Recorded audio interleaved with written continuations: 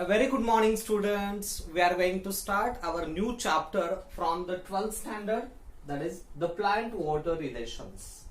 So first of all, in this chapter we will see introduction.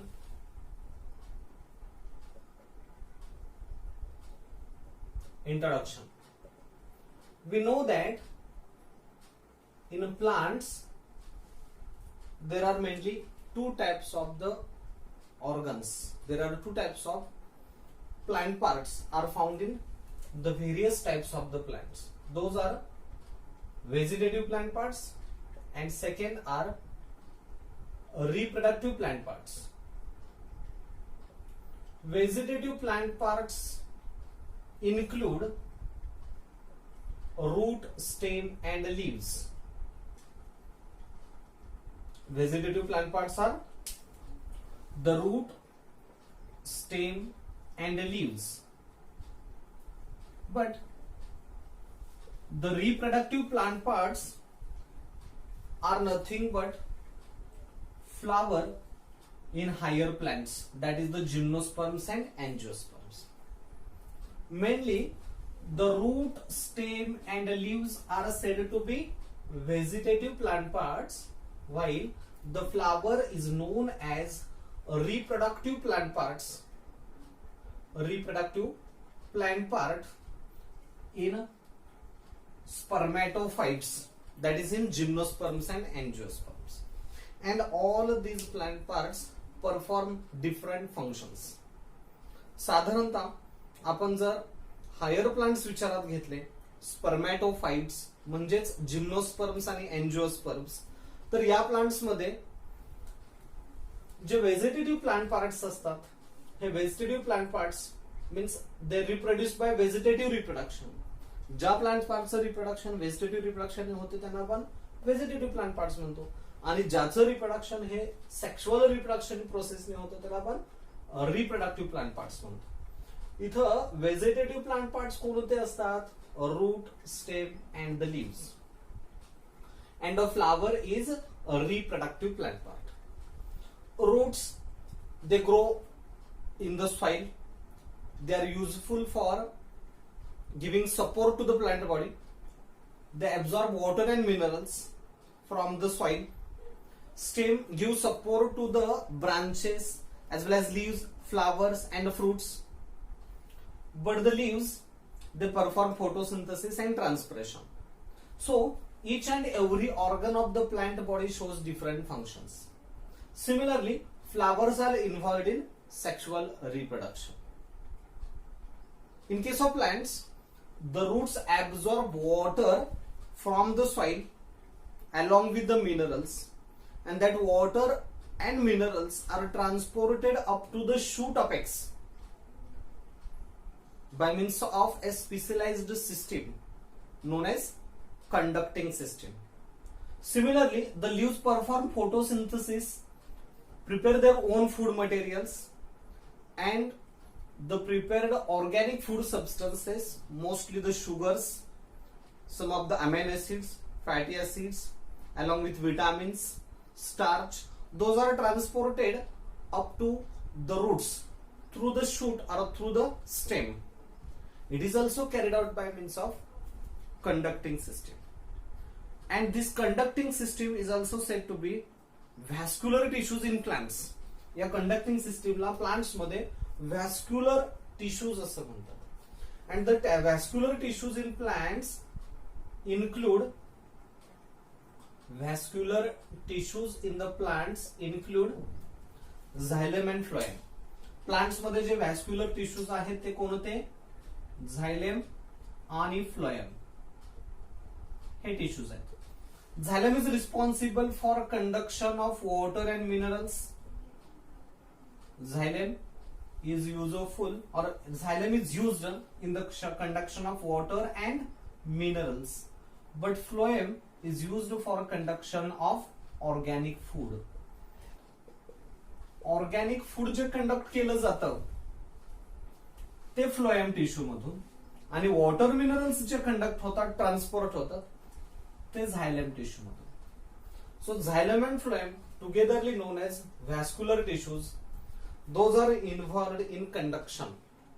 हे महत्वाचे tissues आहेत की जे कंडक्शन साठी इव्हॉल्व झालेले आहेत या प्लांट्स मध्ये.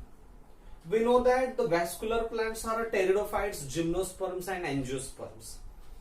Vascular plants हे तीन गटातले आहेत, pteridophyta, gymnospermae, एंजिओस्पर्मी. In case of plants as well as in animals, the water is indispensable part of the life. Plants असतील किंवा एनिमल्स असतील, ह्या सर्वांच्या लाईफ मध्ये, या सर्वांच्या आयुष्यामध्ये वॉटर म्हणजे पाणी याचा सहभाग हा अविभाज्य आहे. Without water we will not survive. Without water all organisms will not survive. पाणी नसेल तर कोणताच ऑर्गॅनिझम सर्वाइव्ह होऊ शकणार नाही. So water is a part and parcel of the life. Water is indispensable part of the life. Water is also said to be elixir of life. Water is said to be elixir of life. Elixir म्हणजे आपण मराठीमध्ये त्याला अमृत असं म्हणतो. जीवनाचं अमृत. म्हणजे हे अमृत असल्याशिवाय, हे अमृत पिल्याशिवाय आपलं जीवन अपूर्ण असतं. आपलं जीवन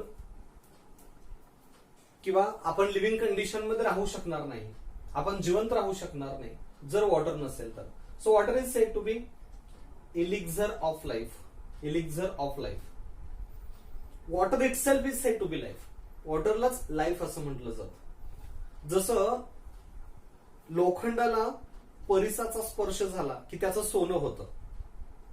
म्हणजे एखादा इन्फिरियर मेटल ज्याच्या सानिध्यात आला की त्याचं व्हॅल्युएबल मेटल मध्ये रूपांतर होतं. हा परिस म्हणजे इलिक्झर, दॅट इज वॉटर. म्हणजे आपलं बॉडी विचारात घेतली, ह्युमन बॉडी असेल, प्लांट बॉडी असेल, तर या ह्युमन बॉडीमध्ये, प्लांट बॉडीमध्ये इन्फिरियर मेटल आहे असं विचारात घेतलं. आणि वॉटर म्हणजे इलिक्झर, तो परिस आहे. त्याला स्पर्श झाला की आपलं लाईफ सोन्यासारखं होतं, म्हणजेच आपलं लाईफ मौल्यवान होतं. तसं हे elixir of life is the water. जीवनाचं अमृत म्हणजे पाणी किंवा परिस म्हणजे पाणी. त्या परिसाला स्पर्श झाला की लोखंडाचंही सोनं होणार आहे. As far as the evolution, origin of life is concerned, as far as origin of life is concerned, the life itself originated is in the water. आपण जर फार प्राचीन काळामध्ये गेलो, साधारणतः 3 billion years ago, 3 billion years ago, 300 कोटी वर्षांपूर्वी पृथ्वीवरती पहिला जो सजीव निर्माण झाला तो पाण्यामध्ये. So the life originated in water and almost 90 to 95% of water is present in the body of organisms. In most of the organisms, 90 to 95% of water is present, mostly in the plants. In case of watermelon, आपण कलिंगड बघतो, watermelon, तर या watermelon मध्ये जवळपास 99% water असतं. Dry seeds घेतले तर ड्राय सीड्स मध्ये जवळपास 10% वॉटर असतं. प्लांट बॉडीमध्ये 90 to 90% वॉटर आहे. Human body consists of 65 to 70% of water. 65 to 70% of water is there in the human body. Blood, our blood consists of 90% of the water in the form of plasma. That means the water is a indispensable part of the life. Water is the part and parcel of the life. And that's why water is important to us. Not only to us but also to the plants. Why this water is important? Why this water is important? What is the importance of water? Importance of water. What is the importance of water? का हे water जास्त important आहे? Water is a universal solvent.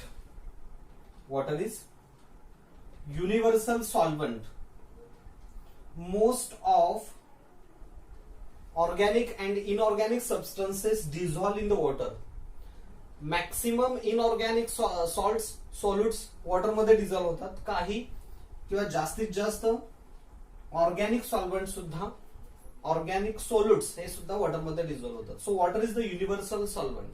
So it provide medium for performing the biochemical reactions.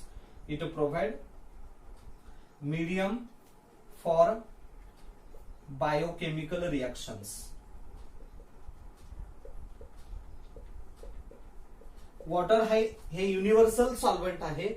जास्तीत जास्त inorganic सॉल्युड्स आणि बरेचसे organic सॉल्युड्स वॉटरमध्ये dissolve होतात आणि त्याच्यामुळेच water it provide a medium for biochemical reactions. आपल्या बॉडीमध्ये ज्या काही रिएक्शन्स होतात किंवा प्लांट बॉडीमध्ये ज्या काही रिएक्शन्स होतात, बायोकेमिकल रिएक्शन्स, एनाबॉलिक रिएक्शन्स किंवा कॅटाबॉलिक रिएक्शन्स, ह्या सगळ्या रिएक्शन्ससाठी जे मीडियम यूज केलं जातं, जे माध्यम वापरलं जातं, that is the water. Cell cytoplasm, cytosol, cells मध्ये असणारा सायटोप्लाझम म्हणजे सायटोसोल, आणि cytosol or the cytoplasm mostly consist of water.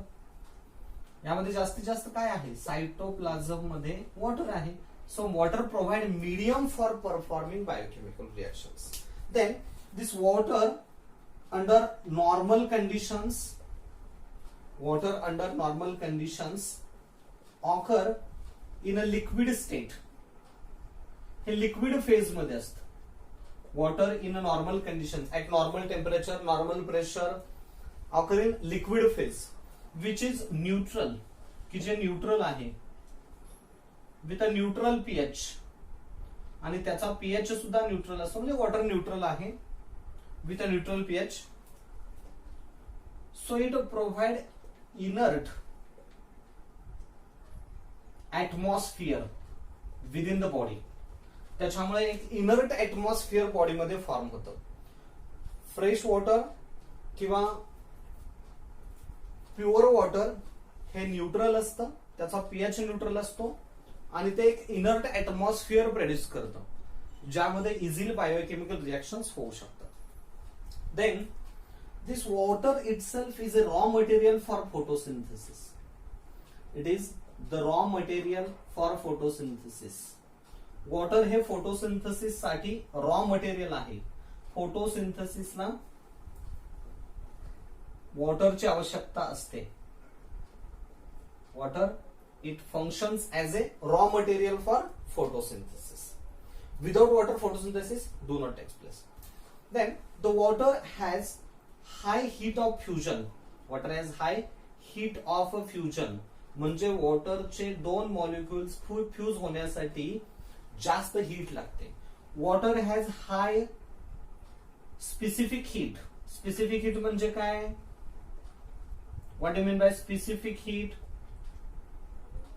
Water require large amount of heat to raise the temperature of water by 1 degree. 1 degree centigrade temperature increase करण्यासाठी जास्त heat लागते as compared to other compounds. म्हणजेच त्याची specific heat जास्त आहे. आपण समजा हा बीकर घेतला, ह्या बीकर मध्ये 100 ml वॉटर घेतलं, 100 ml वॉटर घेतलंय. या वॉटरला आपण हीट करतोय. नॉर्मल टेम्परेचर समजा त्याचं 25 डिग्री सेंटीग्रेड आहे. इथून 26 डिग्री सेंटीग्रेड पर्यंत टेम्परेचर वाढवण्यासाठी जेवढी हीट लागते त्याला काय म्हणता येईल?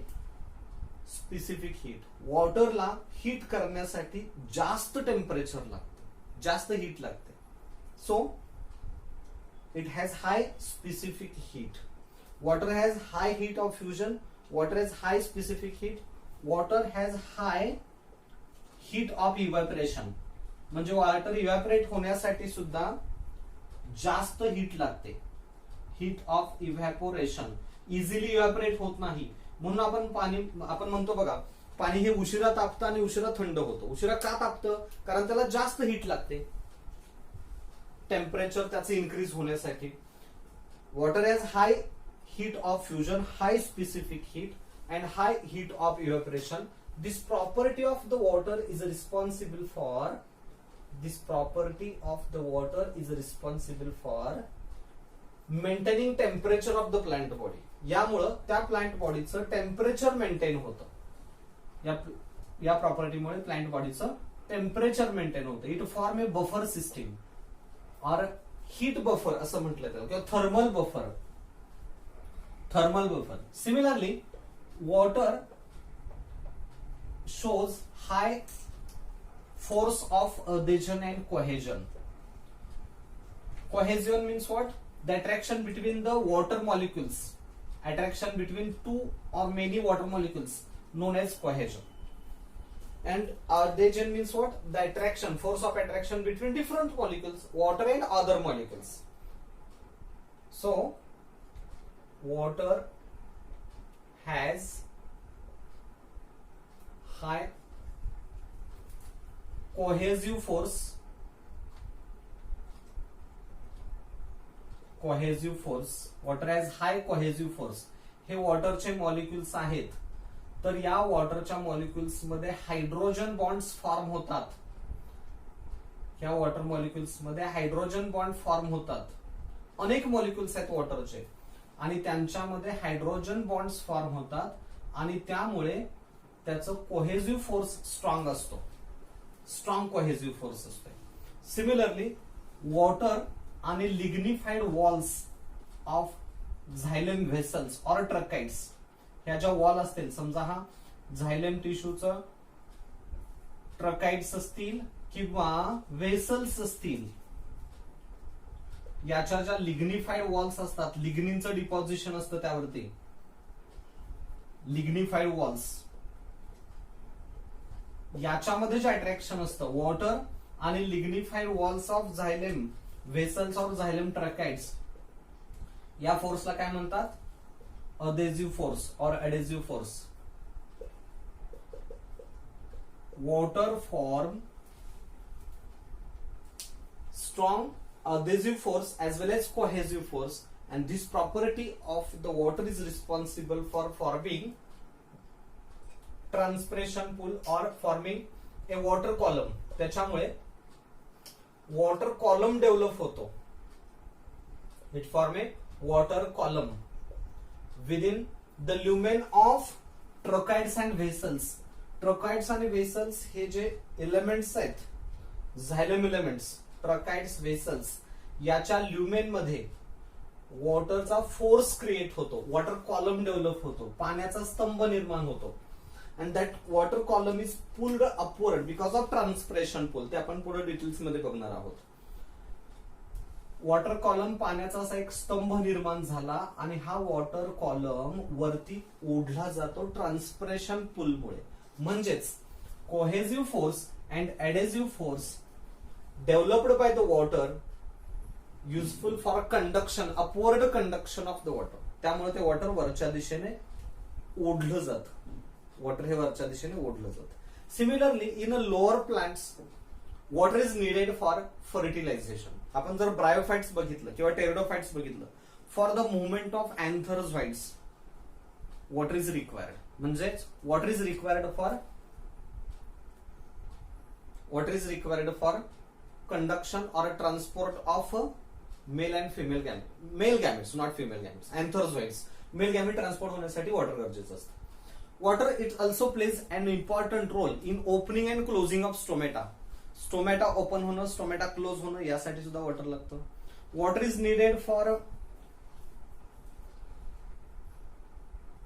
Opening and closing of the flowers. जी फुलं उमलली जातात किंवा फुलं मिटतात त्यासाठी सुद्धा वॉटर लागतं. Water is required for dehiscence of anther. Anther फुटण्यासाठी सुद्धा वॉटरची गरज असते. So in the plants different mechanisms such as opening and closing of stomata, opening and closing of the flowers, transportation of antherzoids in the lower plants depends on water.